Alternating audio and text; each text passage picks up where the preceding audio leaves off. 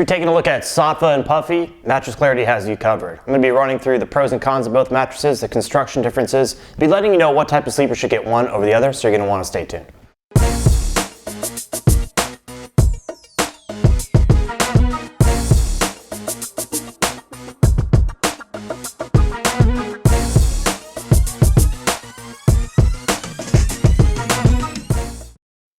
Let's talk about what's similar between these two mattresses, and to be honest with you, there's not really a whole lot that's similar. They're pretty similar price range, they're both very popular, and they have pretty similar customer service terms, so things like return policies, sleep trials, and things like that, both very friendly to the consumer.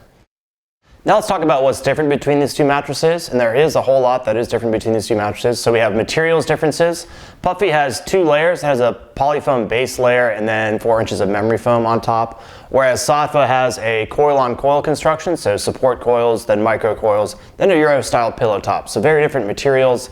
Saatva is thicker overall. It can either be 11.5 inches or 14.5 inches versus just 10 inches with the Puffy. The feel is going to be quite different. You're going to really sink into the Puffy. It's going to have that kind of quick sandy memory foam feel versus kind of sleeping on top of the mattress, a traditional spring feel from the Saatva. There's also some firmness differences as well. I think that the Saatva is just going to be a little bit firmer than the Puffy is overall.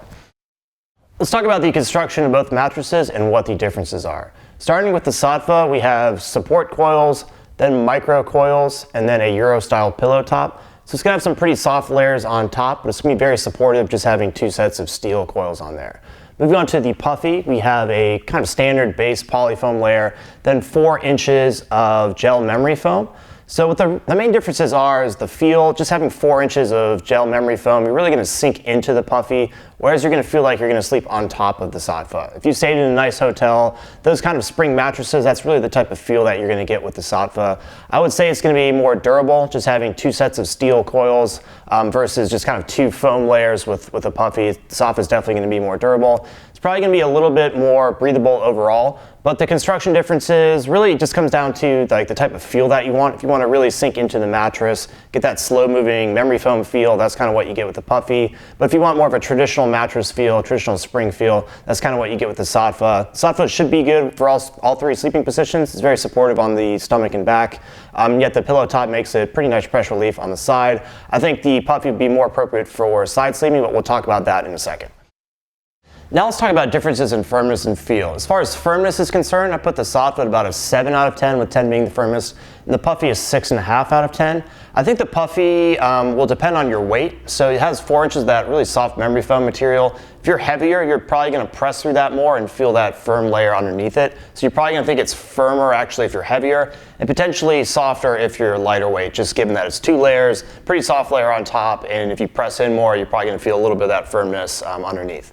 I think the Saatva, most people would say it's a little bit firmer than average. So definitely I think most people would agree that the Saatva is going to be firmer than the Puffy. As far as the feel is concerned, it really comes down to memory foam versus spring. So you have 4 inches of gel memory foam with the Puffy, you're really going to sink into it. It's very slow moving, has very little bounce. If you drop a lacrosse ball, for example, it's not going to show any bounce whatsoever. Saatva does have some bounce. It's going to be easier to move around there. So it's really just, have you had success with traditional spring mattresses, that's kind of what you get with the Saatva versus just a true memory foam feel with the Puffy. Now I'm going to talk through how I feel in different sleeping positions on both mattresses. Starting on my back, on the Saatva, I feel like it's a great match for me. It's a little bit firmer than average, allows my hips to sink in, but not too much. Great support match for me. Switching to the Puffy, I feel like it's a pretty good match. It conforms well to the curves of my body. I would probably prefer the Saatva though on my back. I feel like it's just a little bit more supportive.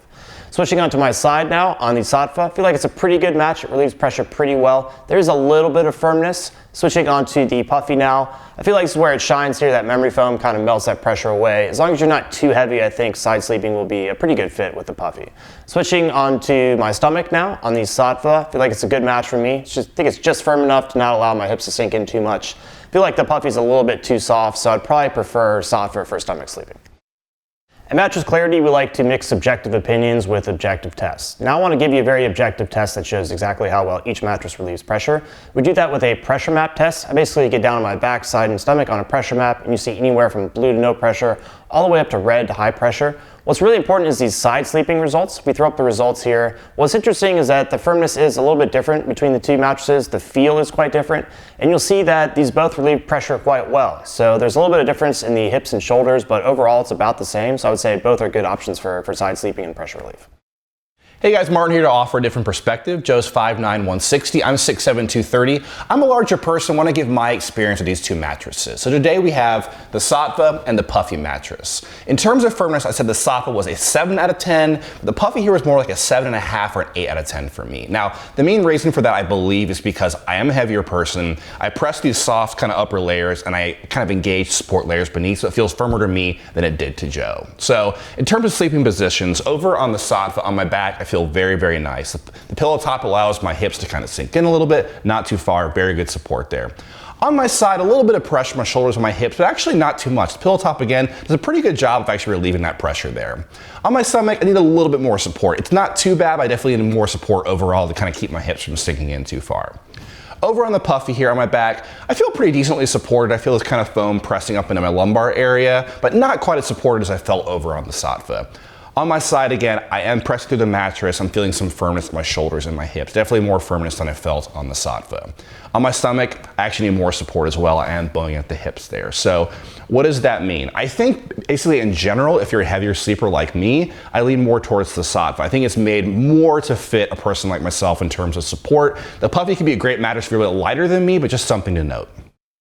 If you sleep with a partner, there's two additional things you're going to want to consider when looking at a mattress. Something we call in mattress clarity, motion transfer and edge support.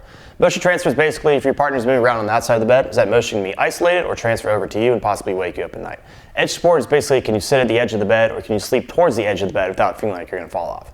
So as far as motion transfer is concerned, I'd give Puffy the advantage. It just has so much memory foam. Memory foam does a very good job at isolating motion. As far as edge support is concerned, I would give Saatva the advantage. They actually have an edge support system, a foam encasement around the edge of the bed that allows you to kind of sleep towards the very edge of the bed without feeling like you're going to fall off.